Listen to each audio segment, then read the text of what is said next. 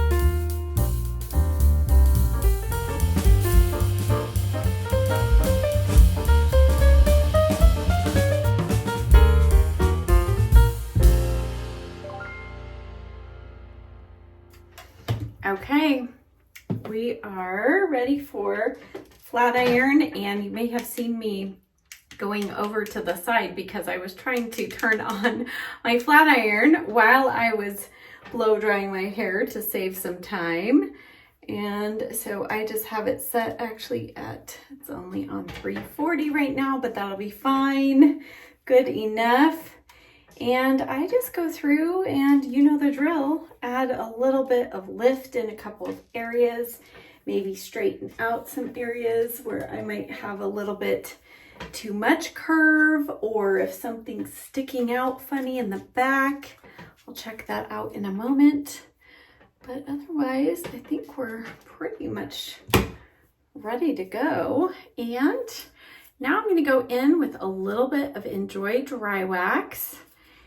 And let's see, I'm using a little bit less than I normally do because then I like to mix in a little bit of the Clear Wax by J. Beverly Hills.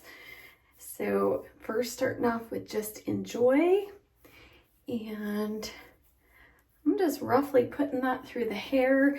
Enjoy Dry Wax is by far still the strongest hold, but if you feel like Enjoy Dry Wax is too heavy for your hair or you don't like the dullness because it is a matte texture, you can go in with the J. Beverly Hills Clear Wax, and you can just use this if you want just a little texture and shine, or you can do what I'm doing and just add it on top of the Enjoy Dry Wax.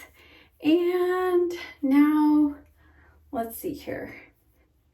You know, normally I would be a little more of a perfectionist, but we're doing time tutorial here, so we're not gonna mess around, right?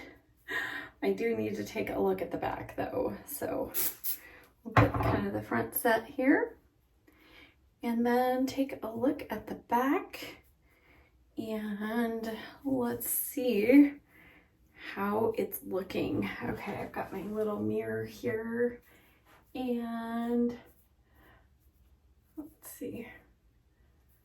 Don't worry, I'll give you a full 360 when we're done, but I think that's pretty good for today.